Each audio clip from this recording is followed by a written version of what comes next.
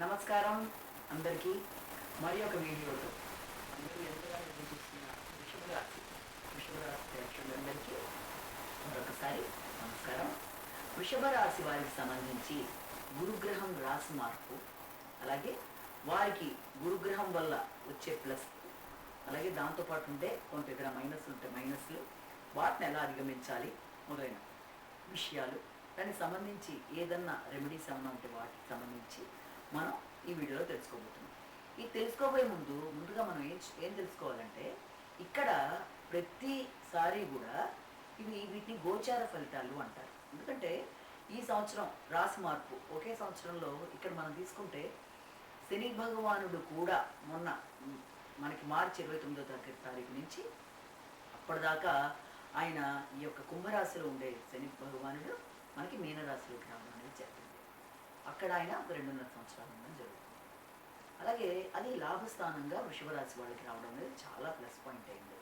ఇక దీంతో పాటుగా మిగిలిన ప్లానెట్స్ ఉన్నాయి కదా, రాహుకేతువులు, అక్కడ లాభంలో ఉండే రాహువు వాళ్ళకి దశమ స్థానంలోకి వెళ్ళడం, అలాగే కేతు వచ్చేసి చతుర్థంలోకి రావడం, అంటే ఈ యొక్క కుంభ రాశిలోకి యొక్క సింహరాశిలోకి రావడం. ఇప్పుడు ఇప్పటిదాకా ఈ సంవత్సరం మే 15వ తారీఖు దాకా గురుడు వీళ్ళకి జన్మంలో ఉండడం అనేది జరిగింది. ఆ జన్మం నుంచి అయినా ఈ సంవత్సరం అంతా కూడా సెకండ్ ప్లేస్ అంటే 2వ స్థానంలోకి వెళుతున్నాడు ఆయన. ఈ వెళుతున్న ఈ గురుగ్రహం వల్ల వీళ్ళకి వచ్చే ఫలితాలు ఎలా ఉంటాయి, తర్వాత దాంట్లో వీళ్ళు తీసుకోవాల్సినవి ఏమన్నా ఉంటాయా, అంటే దానికి సంబంధించిన పరిహారాలు ఏమైనా ఒకటి ఉంటాయి అన్న విషయాలను కూడా ఇక్కడ మనం తెలుసుకుంటాం. సాధారణంగా ఎప్పుడూ కూడా మనం ముందు నుంచి చెప్తున్న విధానంలోనే ఎప్పుడూ కూడా ఇప్పుడు 4-5 వృషభ రాశి వాళ్ళు ఉంటారు. అందరికీ కూడా అంటే జనరల్గా చెప్తున్న రాశి ఫలాలు కదా, అంటే గోచార రీత్యా ఈ ప్లానెట్స్ మారుతున్నాయి. అంటే ఇప్పుడు దాదాపు 9 ప్లానెట్స్లోనూ ఒక ప్లానెట్కి ఒక డ్యూరేషన్ అనేది ఉంటుంది. అంటే చంద్రుడు యొక్క మార్పు అనేది 2.5 రోజులకు, అన్నిటికంటే చాలా ఫాస్ట్ మూవింగ్ గ్రహంగా మనం చెప్తాం దాన్ని బట్టి. అలాగే తర్వాత పెద్ద గ్రహాలుగా తీసుకున్నప్పుడు శని భగవానుడు, అది మనకి 2.5 సంవత్సరాలు ఒక రాశి నుంచి మరొక రాశిలోకి. అలాగే గురుగ్రహం, అది ఒక సంవత్సరం దాదాపుగా ఒక రాశి నుంచి ఒక రాశిలోకి రావడం అనేది. రాహుకేతువులు 1.5 సంవత్సరాలు ఒక రాశి నుంచి మరొక రాశిలోకి వెనక్కి, ఇలా అవుతుంది. అలాగే ఇక మిగిలిన గ్రహాలు తీసుకున్నట్లయితే వాటికి కూడా పెద్ద ఎక్కువ స్పాన్ కాకుండా తక్కువ స్పాన్లోనే అవి మూమెంట్స్ అయిపోతూ ఉంటాయి. అంటే 20 రోజులు 25 రోజులు, లేకపోతే అలా మళ్ళీ ఆ యొక్క కుజుడు ఒక ప్రదేశంలో ఆగిపోతే అది ఎక్కువ టైం తీసుకుంటుంది. మళ్ళీ అంటే ఆ యొక్క కుజగ్రహం యొక్క స్తంభన వల్ల అది కూడా కొంత ఇబ్బందికరంగా ఉండే అవకాశం ఉంటుంది. అంటే పడిన వాళ్ళకి ఓకే, పడని వాళ్ళకి దానివల్ల కొంత ఇబ్బందులు ఉన్నా దాన్ని అధిగమించవచ్చు. అయితే ఇప్పుడు ఈ వృషభ రాశి వాళ్ళ విషయం తీసుకున్నట్లయితే వృషభ రాశి వాళ్ళకి ఈ యొక్క దేవగురుడైన బృహస్పతి 2వ స్థానంలోకి రావడం జరిగింది. అయితే ఎప్పుడూ కూడా ఇప్పుడు మనం అదే విషయం చెప్పుకుంటున్నాం. ఓవరాల్గా ఈ యొక్క వృషభ రాశి వాళ్ళ గురించి మనం మాట్లాడుకుంటున్నాం. ఓవరాల్గా మాట్లాడుకున్నప్పుడు ఇది జనరలైజేషన్గా చెప్తున్నది. ఎందుకంటే గోచార ఫలితాలు, వ్యక్తి జన్మించినప్పుడు జన్మకుండలి అనేది డిఫరెంట్గా ఉంటుంది. అంటే వాటిల్లో ఉండే యొక్క గ్రహాల యొక్క మార్పు అనేది ఉండదు. అవి స్టాండర్డ్ అనమాట, అవి మారవు. అంటే ఎక్కడ మీరు పుట్టే సమయానికి రవి ఎక్కడున్నాడు, కుజుడు ఎక్కడున్నాడు, గురుడు, అంటే అవి ఎక్కడున్నాయో అవి స్టాండర్డ్గా ఉంటాయి. వాటి బట్టి మనకి నడిచే దశలు, అంతర్దశలు, మహాదశలు, విదశలు, సదశలు అవన్నీ పెడుతూ ఉంటాయి. అది కాకుండా ఇప్పుడు మనం చెప్పుకుంటున్నది గోచార రీత్యా ఫలితాలు. వీటికి ఇప్పుడు మనం చెప్పుకున్న స్పాన్ 9 గ్రహాలకి కూడా కొన్ని 2.5 రోజులకి వెళ్ళిపోతుంటే, కొన్ని 2.5 సంవత్సరాలు పడతాయి. వాటి బట్టి ఇవి మారినప్పుడు వీటి ఫలితాలను కూడా కలిపి మనం చూసుకుంటాం. అంటే ఎప్పుడైనా సరే రెండింటిని కలిపి చూసుకుంటున్నప్పుడు వాళ్ళ గోచార రీత్యా ఫలితాల్లో అందరికీ కూడా ఫేవరబుల్గా లేకపోయినా ప్రధాన నడిచే దశలు, అంతర్దశల్లో ఫేవరబుల్గా ఉంటే వీటి విషయంలో మనం అంత ఎక్కువ కంగారు పడాల్సిన అవసరం ఉండదు.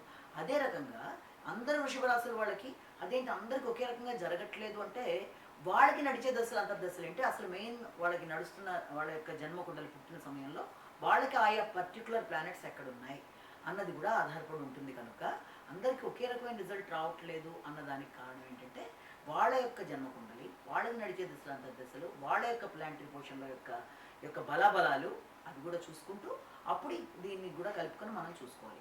అది చూసుకోవడం మాత్రమే కాదు, మన జాతక ప్రకారం కూడా నడిచే దశలు, అంతర్దశలు బలంగా ఉన్నప్పుడు దీని గురించి అంతగా వర్రీ అవ్వద్దు అన్న విషయాన్ని చెప్పడానికి ఇక్కడ ఒక ప్రయత్నం. ఇక రెండోది, ఎప్పుడైతే వృషభ రాశి వాళ్ళకి జన్మం నుంచి ఆయన 2వ స్థానంలోకి వచ్చాడు. అయితే 2వ స్థానంలోకి రావడం, రెండోది ఏంటంటే మామూలుగానే ఆయన వీళ్ళకి అష్టమాధిపతి, లాభాధిపతి కూడా అయ్యాడు. కాబట్టి ఇది కూడా చాలా వరకు వీళ్ళకి అనుకూలంగానే ఉండే అవకాశం ఉంది. అయితే ఎప్పుడైతే ద్వితీయంలోకి రావడం జరిగిందో ఇక్కడ మనం చెప్పుకునే వాటిల్లో ఏ విషయంలో మనకి కొన్ని విషయాలు ప్లస్లు ఉంటాయి. ప్రతి వాళ్ళకి ఉంటుంది. 12 రాసుల వాళ్ళకి ప్లస్లు ఉంటాయి, మైనస్లు ఉంటాయి. కేవలం కొందరికే అన్ని ప్లస్లు కొందరికే ఉంటాయని కాదు, అందరి దాంట్లోనే ఉంటాయి. కానీ వాటి యొక్క ఇంటెన్సిటీలో కొంతవరకు మార్పు ఉంటుంది అంతే. కాబట్టి వాళ్ళు ఎవరికోనే బాగుంది మనకి కాదని కాదు, అందరి దాంట్లోనూ ఎవరి దాంట్లో ఉండే ప్లస్ మైనస్ ఉంటే దాంట్లో ఉండే యొక్క ఇది బట్టి మార్పు ఉంటుందంటే. అయితే ఎప్పుడైతే వీళ్ళకి ద్వితీయ స్థానంలోకి వచ్చిందో గురుడు ఈ సంవత్సర కాలంలో ద్వితీయ స్థానంలోనే ఉంటుంది. మళ్ళీ మీకు ఈ యొక్క అక్టోబర్ నుంచి ఈ యొక్క డిసెంబర్ మధ్యకాలంలో మళ్ళీ కర్కాటకంలోకి వెళ్ళి అతి కొద్ది స్పాన్ మళ్ళీ అది వెనక్కి వచ్చేసి మళ్ళీ నెక్స్ట్ ఇయర్ దాకా దాంట్లో ఈ యొక్క గురుడు ద్వితీయంలో ఉండడం జరుగుతుంది. గురుడి యొక్క కాన్సెప్ట్ వల్ల వీళ్ళకి ఎప్పుడూ కూడా ముఖ్యంగా ఆర్థిక ప్రయోజనాలు అన్న దాని మీద ఎక్కువ వీళ్ళకి ఫోకస్ అనేది ఉంటుంది ముఖ్యంగా. ఎందుకంటే పక్కన లాభాధిపతి కూడా అవ్వడం, రెండోది అష్టమ లాభాధిపతి అవి ఉండడం మాత్రమే కాకుండా ఈ సమయంలో అదే గురుడి యొక్క హౌస్లో కూడా మనకి శని భగవానుడు కూడా ఉండడం జరిగింది. శని భగవానుడు అక్కడ ఉండడం, గురుడు వచ్చేసి మనకి ద్వితీయాధిపతి కూడా ద్వితీయ స్థానంలోకి రావడం వల్ల ఏం జరుగుతుందంటే ఇక్కడ యథార్థవాది బంధు విరోధి అన్నట్టుగా, అంటే వీళ్ళు ఏంటంటే ఏదైనా సరే ఉన్నట్టు మాట్లాడతారు. మనసులో ఒకటి మామూలుగా వృషభ రాశి వాళ్ళ గురించి కూడా మనకి 2 ముక్కలు తెలుసుకోవాలి. ముందు జనరల్గా వృషభ రాశి వాళ్ళ విషయం తీసుకునేటప్పటికీ వీళ్ళు ఏ విషయంలోనైనా సరే చాలా లగ్జరీగా ఉండాలని, చాలా డీప్ మెంటాలిటీ అంటే లోతైన మనస్తత్వం, గుంభనంగా ఉంటారు. తొందరగా వీళ్ళని మనం ఐడెంటిఫై చేసేసి ఏంటిది అనే ఆలోచనలో తెలుసుకోవడం కష్టం. లగ్జరీ లైఫ్ కానీ వాళ్ళకి అన్నీ అలాంటి విధానాలు ఎక్కువ వాళ్ళు ఫోకస్ చేస్తారు. ప్రతి విషయంలోనూ సున్నితత్వం అనేది కూడా ఉంటుంది. చాలా జాగ్రత్తగా ఆలోచించి మంచిగా అంటే ఒక బాధ్యత గల వ్యక్తిగా వాళ్ళల్లో ఆ రకమైన ఆలోచనలు ఏదైనా వాళ్ళకి కొంత ఎక్కువగానే ఉంటుంది. అంటే అది ఆహార స్వీకరణ అయినా వాళ్ళకి ఇష్టం ఎక్కువ ఫుడ్కి సంబంధించి కానీ, లేకపోతే కుటుంబ వ్యవహారాలు, కుటుంబానికి ఎక్కువ వీళ్ళు ఫోకస్ చేసే క్యారెక్టర్లు అవుతారు సాధారణంగా వృషభంలో పుట్టిన వాళ్ళు. కాబట్టి ఇప్పుడు ఈ గురుడు కూడా వీళ్ళకి ద్వితీయ స్థానంలోకి రావడం జరిగింది. కాబట్టి కుటుంబపరమైన విషయాలు ఒకటి, మాటలు ఒకటి, తర్వాత శుభకార్యాలకు సంబంధించిన విషయాల్లో ఒకటి, ప్రతి దాంట్లోనూ వీళ్ళకి ఎక్కువ ఆలోచన ఉంటుంది. ఆర్థిక సంబంధమైన విషయాల మీద కూడా ఆలోచనలు అధికంగా ఉంటాయి. ఆర్థిక ప్రయోజనాలు చేకూరే పనుల మీద ఆలోచనలు అధికంగా ఉంటాయి.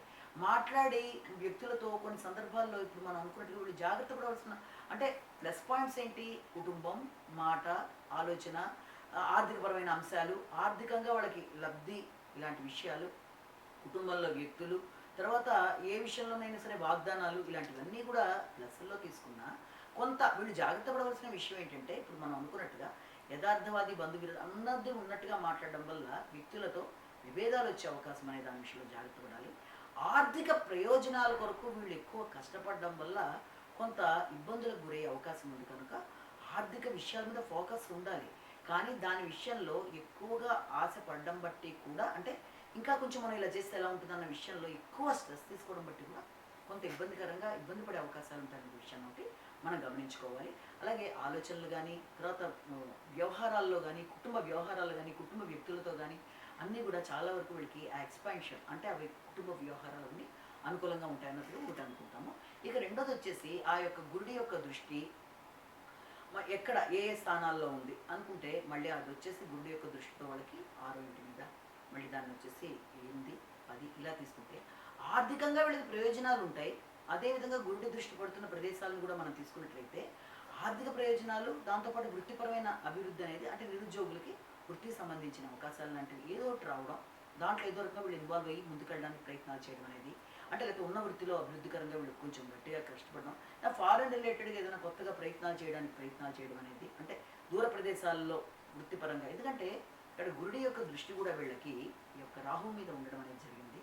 వృత్తి ప్రదేశంలో రాహు కూడా ఉన్నాడు కనుక వీళ్ళకి వృత్తికి సంబంధించిన విషయాల్లో కొంత ఆకస్మికంగా అవకాశాలు, ప్లస్ కొత్త వ్యక్తుల వల్ల ఇబ్బంది, వృత్తిపరమైన విషయాల్లో వ్యక్తులు మిమ్మల్ని ఇబ్బంది పెట్టకుండా మాత్రం జాగ్రత్త పడాలి. ఎందుకంటే ఏదైనా ఇతరులు మిమ్మల్ని మోసం చేసే అవకాశాలు కూడా ఉండే అవకాశం ఉంది. అంటే నేను అక్కడికి పెడితే ఫారిన్ కంట్రీస్ వెళ్ళడానికి మీరు ఇంత కట్టాలి, లేకపోతే మీడియేటర్షిప్గా మేము ఇలా తీసుకుంటున్నాం మీ దగ్గర, అలాంటి వాటిని మీరు ఎంత తగిన విధంగా జాగ్రత్తలు తీసుకుంటూ వ్యక్తుల్ని సంప్రదించి ముందుకు వెళ్ళడం అనేది ఒకటి. రెండోది వచ్చేసి ఏంటంటే దాంతోపాటుగా ఆరోగ్య సంబంధమైన విషయాలు వ్యక్తులతో మీరు మాట్లాడేటప్పుడు ముఖ్యంగా గుర్తుపెట్టుకోవాలి. మాటల వల్ల ఇబ్బందులు రాకుండా ఉండాలని ఇందాక మనం అనుకున్నాం.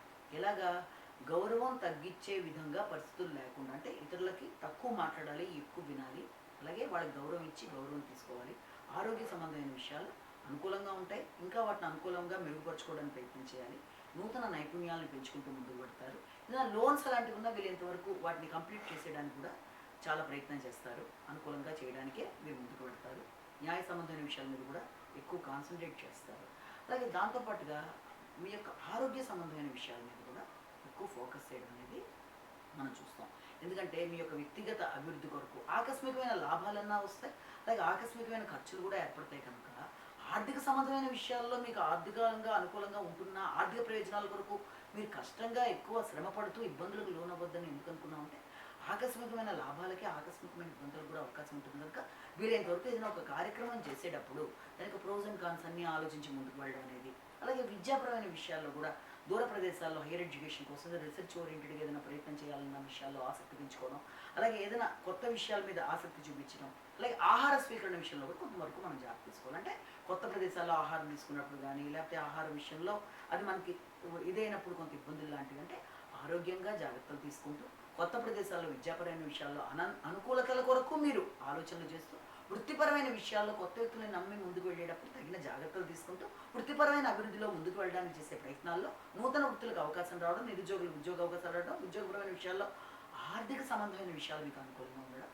మొదలైన వాటికి కూడా అవకాశం ఉంది. కనుక వీలైనంత వరకు ఈ సమయాన్ని సద్వినియోగపరుచుకుంటూ ఆర్థిక సంబంధమైన విషయాల్లో ఎక్కువ ప్రయోజనాలు ఆశించడం బట్టి ఇబ్బందులకు లోను కాకుండా తగిన విధంగా జాగ్రత్తలు తీసుకోవాలని మాత్రం మనం ఇక్కడ గుర్తుపెట్టుకోవాలి. అలాగే దూర ప్రదేశాల్లో వృత్తుల కొరకు ప్రయత్నం చేసే వాళ్ళకు కూడా కొంతవరకు దూర ప్రదేశాల్లో అవకాశాలు కూడా రావడం అనేది, అంటే అదర్ ప్లేసెస్ అంటే నాట్ ఓన్లీ అంటే దూర ప్రదేశాలు అంటే విదేశాలకు సంబంధించిన విషయాల్లో కూడా ఎక్కువ కృషి చేయడం మొదలైన వాటికి కూడా ఆస్కారం ఉంటుంది. కాబట్టి వీలైనంత వరకు ఈ గురుడు మనకి మిథున రాశిలో ఉన్నప్పుడు మాటలు, కుటుంబం, ఆర్థిక సంబంధమైన విషయాలు, ఆలోచనలు, తర్వాత ఆరోగ్య సంబంధమైన విషయాలు, గౌరవాన్ని పెంపొందించుకునే విషయాలు మొదలైన వాటన్నిటిలోనూ అన్నీ కూడా చక్కగా ప్రణాళికలుగా చూసుకుంటూ మీకు అనుకూలతగా చూసుకొని ముందుకు వెళ్ళినట్లయితే అనుకూలత అనేది ఏర్పడుతుంది. అయితే ఇక్కడ మనం తెలుసుకోవాల్సిన మరొక ముఖ్యమైన విషయం ఏంటంటే ఈ రాశి వాళ్ళు ముఖ్యంగా ఏది వీలైనంత వరకు గురుడికి సంబంధించిన పాజిటివిటీ కోసం, అంటే దాన్ని ఇంకా అభివృద్ధి పరంగా ముందుకు వెళ్ళడానికి ఆరోగ్య సంబంధమైన అనారోగ్యపరమైన విషయాలు కాకుండా ఆకస్మికమైన ఖర్చులు కాకుండా ఇతరులతో మోసాలు కూడా వీలైనంత వరకు వీటికి సంబంధించిన విషయాల్లో కూడా తగిన విధంగా ఓ పక్కన గురుడికి సంబంధించిన క్షేత్రాలు కానీ, అలాగే దేవగురుడికి సంబంధించిన ఏదైనా సరే శ్లోకాలు పఠించడం కానీ, అలాగే గురుడికి సంబంధించిన దత్తాత్రేయుడికి సంబంధించిన మందిరాలు దర్శించడం కానీ, ఇవన్నీ కూడా వీళ్ళకి చాలా వరకు అనుకూలమైన ఫలితాలు ఇస్తాయి. కనుక ఆ రకంగా చేసుకుంటూ ముందుకు వెళ్ళినట్లయితే దాంతో కూడా ముఖ్యంగా మనకి నడుస్తున్న దశలంతర దశలేంటో కూడా చూసుకోవాల్సిన పరిస్థితి ఉంది. అంటే అది కనుక చాలా ఫేవరబుల్గా ఉంటే అది కలిపినప్పుడు అనుకూలతలే ఉంటాయి. అది నార్మల్గా పెడుతున్నప్పుడు దీని విషయంలో కొంత మీరు ఇదిగా చూసుకుంటూ తగిన పరిహారాలు చేసుకుంటూ ముందుకు వెళ్ళినట్లయితే అన్ని విధాలా అనుకూలంగా ఉంటుంది. నమస్కారం.